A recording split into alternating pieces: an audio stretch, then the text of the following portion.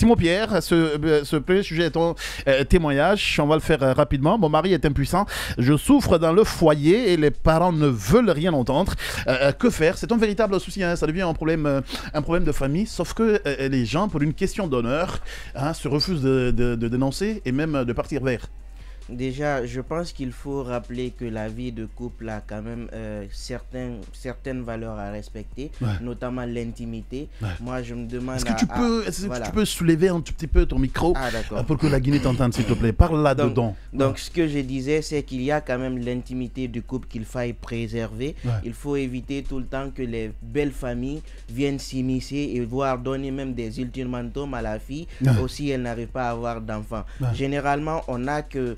une accusation à un seul sens, c'est la femme, c'est la femme, c'est la femme. Aujourd'hui, il y a aussi des hommes qui ont des problèmes. Je me rappelle la fois passée, j'écoutais en tout cas un spécialiste à la matière qui nous disait également que c'est pas que les femmes qui ont ce problème-là, il y a également des hommes qui ont ce problème-là. Ça fait que généralement, il n'y a pas d'enfants et malheureusement, la famille ne pointe le doigt que sur la femme. Donc, moi, je veux aujourd'hui dire ce témoignage-là, il va aussi dans l'intérêt d'interpeller l'homme à se rendre compte de l'évidence et à prendre ses responsabilités. À prendre ses responsabilités. Voilà, lorsqu'on libérer la dame. Lorsqu'on accuse ta conjointe de quelque chose et que consciemment tu sais que la faute ne vient pas d'elle, à un moment donné, il faut prendre la parole et pourquoi pas rassurer ta belle famille. Parce que ça fait trop de pression généralement. Les femmes en couple sont devenues aujourd'hui des femmes qui reçoivent toutes sortes de critiques. Aujourd'hui, il va falloir à un moment donné arrêter et se rendre à l'évidence que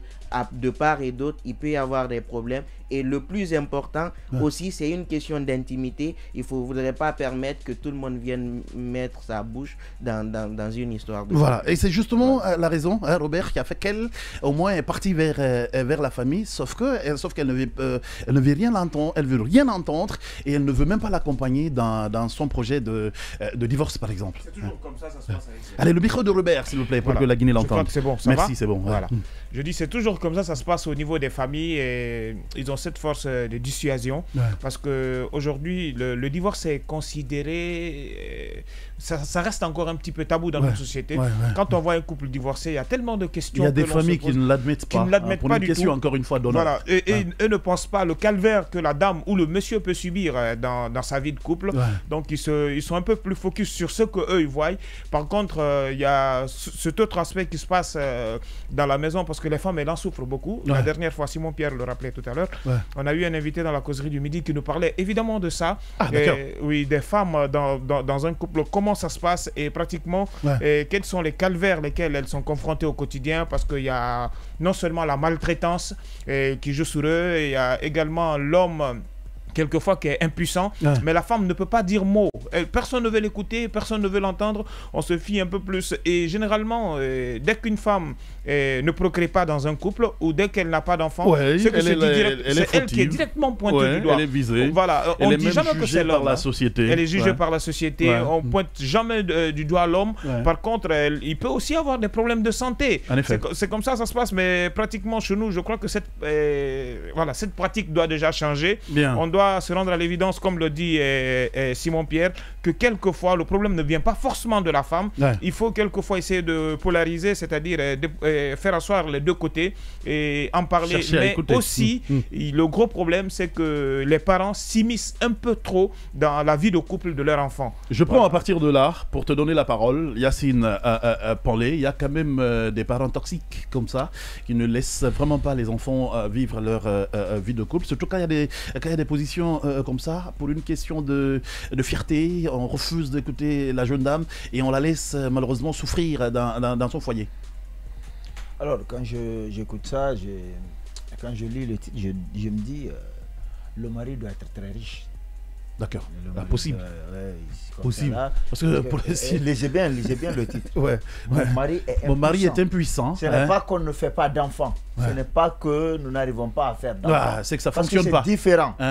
Mon mari est impuissant, je souffre. Et la famille ne veut rien, les parents ne veulent rien entendre. En fait, si on m'avait dit nous sommes stériles, mais on pense que c'est moi le problème alors que c'est mon mari, ça c'est une situation, c'est un cas. Mais là, on parle d'impuissance. Alors, c'est soit en fait, dans ce genre de situation, il faut se poser deux questions.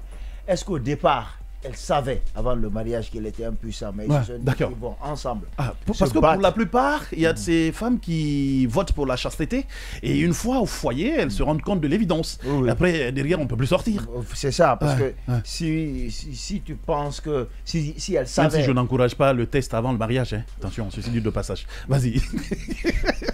Non, moi, je ne l'encourage pas parce qu'après, je peux tomber dans le filet des religieux qui demandent à s'abstenir avant de voilà, de goûter le truc avant le mariage. Non, moi, en fait, c'est qu'on m'a appris au village, c'est qu'on fait ses ablutions avant de prier. On ne prie pas avant de faire les Voilà, donc restons sur les puissances. Le message, il est fort. Restons sur les puissances. Peut-être qu'on va en faire un autre sujet un autre jour. Hein. Ça va venir, peut-être. Allez, vas-y. Voilà, donc... Est-ce qu'elle savait? Parce que parfois, tu peux savoir, elle te dit non, bon, c'est passager, on est en train de traiter, et puis elle s'engage. Dans ça, la famille peut lui dire, attends, tu savais qu'il était impuissant quand tu partais. Là, même sur le plan religieux, tu n'as pas le droit de demander le divorce parce que tu étais au courant de la situation. D'accord. Mais si c'est arrivé pendant qu'elle est déjà au foyer, ou alors c'est arrivé avant, mais elle ne savait pas, ils ont essayé toutes sortes de remèdes, ils n'ont pas réussi. Ils n'ont pas trouvé, ouais. Je pense que la réalité est que si la famille est au courant de ça, elle devrait plutôt comprendre la femme. Parce que comme ça, là, elle souffre. Vous n'allez pas l'accuser d'être une femme adultère. Ouais.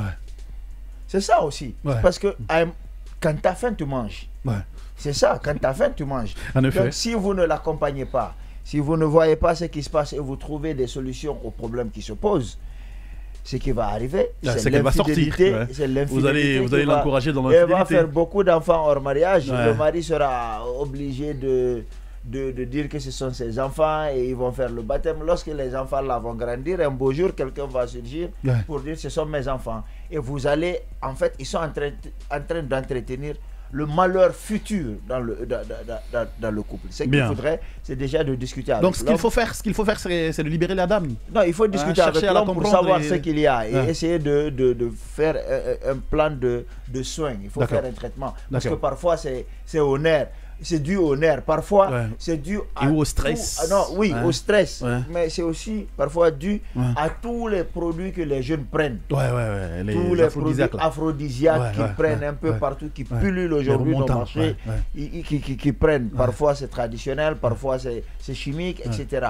Donc, si c'est ça aussi, il faut voir comment traiter. Maintenant, si après ce programme de traitement, on se rend compte que ça ne va pas, je pense qu'à l'impossible, nul n'est tenu. On dit chez moi que la rivière peut dire que tu ne vas pas traverser, mais elle ne peut pas dire que tu ne peux pas retourner. Bien, merci beaucoup à toi, Yacine Ponlé. Procureur Ghané, bonjour.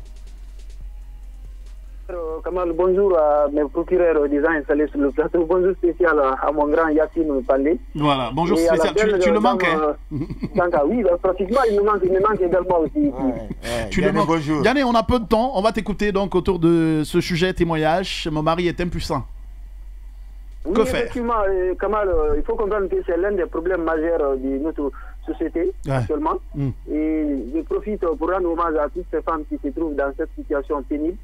Et parce qu'il s'agit d'une torture psychologique qui vraiment qui est insupportable à un point de vue. Mais déjà, il faut comprendre qu'en Afrique, les familles jouent un rôle important dans le mariage. Et en amont, souvent, vous voyez des pressions qui sont exercées, n'est-ce pas, sur les femmes, n'est-ce pas, d'épouser un homme qu'elle ne désirait pas. Et également aussi, quand elle rentre dans la situation, elle peut trouver d'autres situations, par exemple, qui ne favorisent pas le maintien du couple. Et il y a toute une difficulté pour qu'on appelle rendre le divorce et dans ce couple-là. Mais en tout état de cause, c'est de la responsabilité, par exemple, de la personne qui doit, n'est-ce pas, qui est dans ces foyers-là. Maintenant, aujourd'hui, on constate que, n'est-ce pas, ces filles, ces femmes, restent vraiment dans cette situation. Alors que nul n'est censé quand même être dans ces genres de situations et accepter quoi que ce soit et quelle qu'en soit la pression exercée sur vous. Maintenant, il faut comprendre du point de vue juridique aujourd'hui. Voilà. Est-ce que tout ça est enveloppé? Est-ce que tout ça est encadré? Bien sûr. À partir du moment, en fait, c'est ce qu'on appelle les défauts de qualité. L'impuissance est un défaut de qualité. Parce qu'on sait généralement quand c'est le mari, c'est pour, n'est-ce pas, les devoirs conjugaux, l'un vis-à-vis de l'autre. À partir du moment où l'homme n'arrive plus à faire ce qu'on appelle, à accomplir ses devoirs conjugaux, il va sans dire qu'obligatoirement que le juge peut se baser sur cela, donc pour rendre le divorce, c'est-à-dire pour consommer le divorce entre les deux époux. Mais malheureusement, ce sont des familles qui s'opposent à cela. Le juge n'a pas besoin de regarder le sentiment des personnes. C'est plutôt l'intérêt des couples, le maintien du couple, les conditions dans lesquelles... Alors, qu'est-ce qu'il faut conseiller pour maintenir le couple. Vu qu'on a peu de temps, et puis l'autre sujet à brosser forcément, qu'est-ce qu'il faut conseiller à cette jeune dame? C'est de prendre son courage et partir vers la justice. Absolument, c'est naturellement de pas écouter la famille. C'est de prendre son courage à main et ne pas écouter, parce que la souffrance aujourd'hui qu'elle subit, ce n'est pas ni la famille, ni le père, ni les frères qui sont en train de subir cela. C'est elle-même qui souffre dans ces foyers-là. Donc c'est à elle de prendre son destin à main et demander le divorce.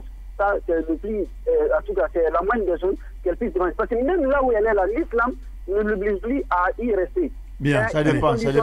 Non, ça dépend. Voilà, parlant de l'islam. Hein. Non, ça, voilà, d'accord. Ça, à ce niveau. En fait, vous avez évoqué quelque chose. L'islam est contre la fornication, contre l'adultère. Maintenant, la femme dans cette situation, elle sera obligée de faire de ces fornications. Oui, mais la condition pour l'islam, c'est qu'elle ne sache pas qu'il était puissant avant d'être dans le foyer. Donc, avant d'être là-dedans. Mais si elle était informée, elle ne peut pas évoquer ça comme un motif de divorce.